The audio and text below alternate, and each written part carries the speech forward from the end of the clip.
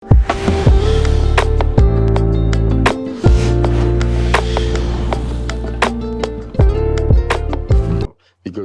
what's happening now is we are stifling the individual brilliance of players. Yeah. Even if a player is a dribbler, okay, he still has to play under the structure of the team. Yeah. So that I wanted to introduce that to the national team, but it wasn't easy then, because you were told you have to just to pick in each and every team, you have to pick one player. But for the sake of unity, it's a political decision. Yes. Then you remember Brastix, no? Yes. Yeah. Rest his soul. Yeah, may his soul rest in peace. Brastix was the man then in football.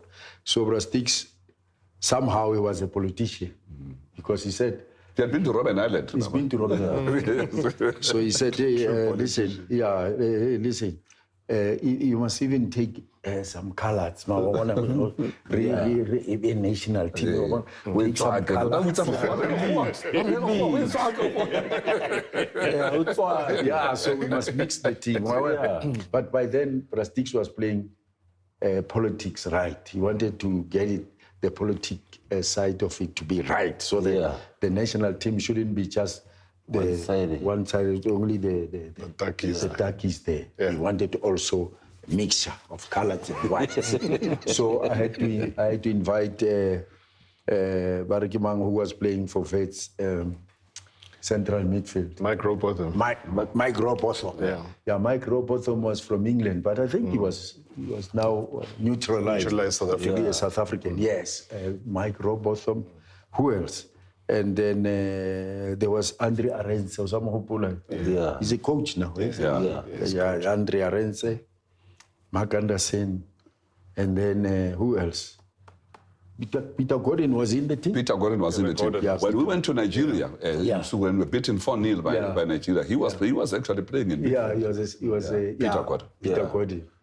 Yeah, I remember even in Nigeria when we.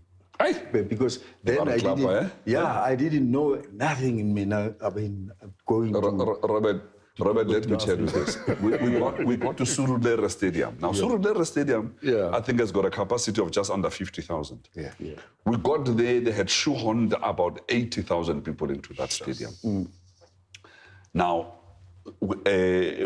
apparently, the stadium was full from 9 o'clock in the morning. Yeah. And we sat on this bench, and behind us there was a group of people. I think there could have been 2,000 of them, clad in green and white, each and every one of them holding a drum. We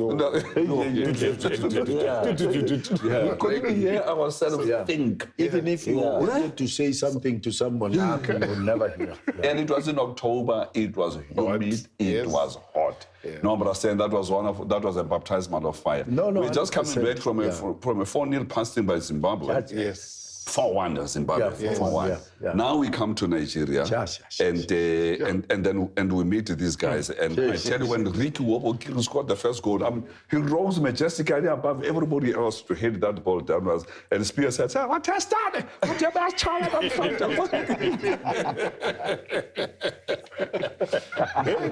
So the 4x4s were in session. No. Spear Makoma was on my show.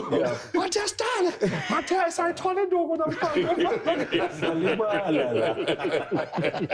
But bro, that team, the Nigerian national team, most of their players were playing in Europe. And it was Stephen Casey, Moyekini, and they are tall. They're not tall. They had Aloysius Agu, Nekbola. They had Imenka Izuku, Uche Chuku, Stephen Casey. They had Victor Egbebo Friday, Daniel Amokachi, all of those guys. All those names were playing in Europe. And I remember we were in the lift. I was with Bennett Masinga. I was with the Mosua.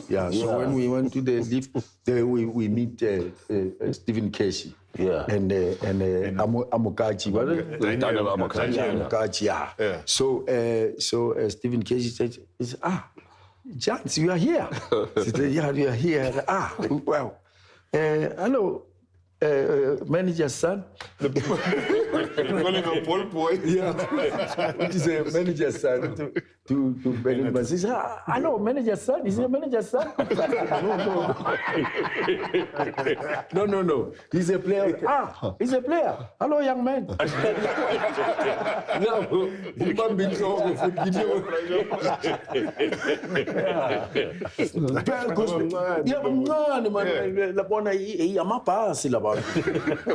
Double take and do the banga gana.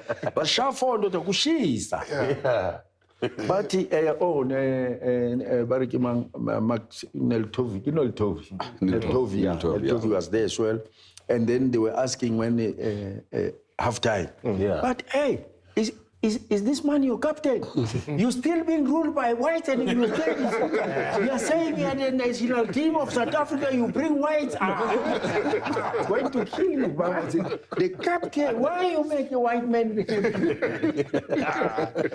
Nigeria. They could play with your mind. Yeah, they could play with your mind. But let me tell you, that foundation that was laid, it ended up winning late 1996. Some of those players. Because that's the thing I was going to ask, Preston. Because you've touched on the 4x4s, even starting with the Zimbabwe, because Zimbabwe was far superior to us. 100% about Peter Ndlovu, Benjamin Conjera, all of those guys were still part of that team. Remember that team? They had Bruce Grobler in goal, was already playing in Europe. 100%. They had Melisum Kiwana. They had Mercedes Sebanda, Francis Shonai, Ephraim Chawanda, Ronald Raman Gumbo, Henry Makshinkida Kumalo, all of those guys. Dr. Kumalo, your sister Kumalo. But again, messing with your mind, messing with your psyche. But then how did we find ourselves? Was it being naive? Was it being what? When we got into the international stage and we're going to Mexico, 4, we're going to Zim, 4, Nigeria, 4. No. And we get called 4 because by 4s. we were playing among ourselves here in South Africa. So we thought, no, we are going to dribble those guys just mad. I will just dribble them and score goals. Different that was a baptism of fire.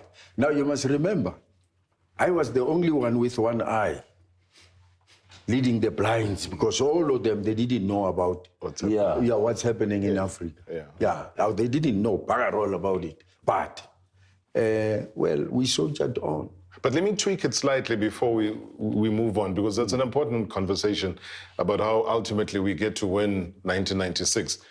If you say that we didn't have an idea and we were going to dribble through them, but how come back then, you remember the South African Black 11 playing against Argentina, and they were able to win?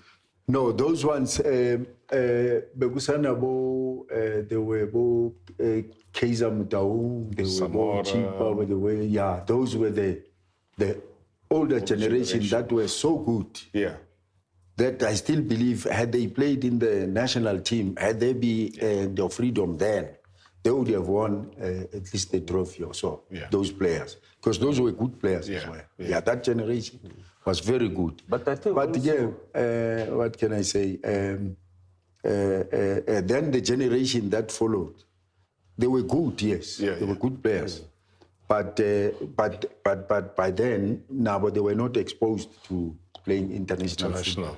But I think those players were naturally good. Those ones, that crop that you're talking about. Remember, even before the game that Robert refers to, where South Africa beat Argentina, Ace in Sudan, Jomo Soros were the same team.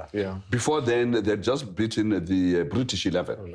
And some of the guys who were playing in the British 11 had played in the World Cup. And then they came to Orlando Stadium, and although they beat South Africa eventually, but I mean, they had a scare of their lives. Masterpieces in Moripe. I remember when he scored the second goal, he dribbled past about 6 and some of them were just there bemused. They couldn't believe this thin, spindly man was just Chipamlo, he played the game of his life. Pisa Dlamini was there, Richard Ngubane was playing there. Banks Sitlori was in goal. He replaced Frederick Nfrega, I think it was. But you had players who had self-belief also. You know, people talk about naivety. I think when we got the 4x4s, we went into our shells a little bit because we were playing international football. We had not been exposed, and suddenly we have this. And we're playing good football, but we're exposed, and we went into our shell. But I think after a while, and when we began to have players who went to go and play overseas and all of that, we began to have that self-belief.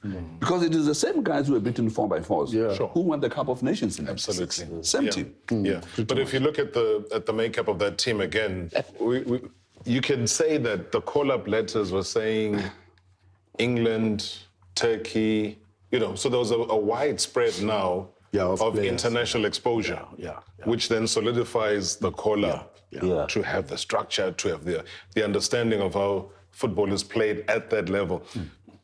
And I know at that stage, maybe not part of the team, but looking at those players go overseas, what did that mean to the entire makeup of Bafana? Because ultimately, we walked away with the biggest trophy of them all.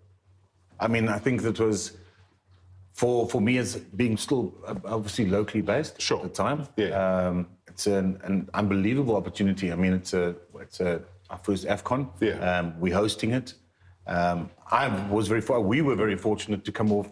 Yes, the team had done well against Germany in a friendly, but we had just come off winning the Champions League in Africa, which for me was literally a start of a stepping stone for me as a footballer. So obviously Cosmos playing in Africa, going to Pirates, and then winning the Champions League, and then going into that in January for the African Nations Cup. As you said, you getting the likes of Lucas, getting called Phil, Eric Tinkler, you know better, probably Shoes was overseas already. Yeah, he was. Augie was overseas still. Yes, he was playing for Tshabalala. So there were a lot of players playing overseas, and for them to, as you said, it's now forming something where we didn't have it before. But I need to sort of rectify and also agree with the guys is that, listening to the players of the 70s beating Argentina, and then you have the players that never had the chance to represent their country.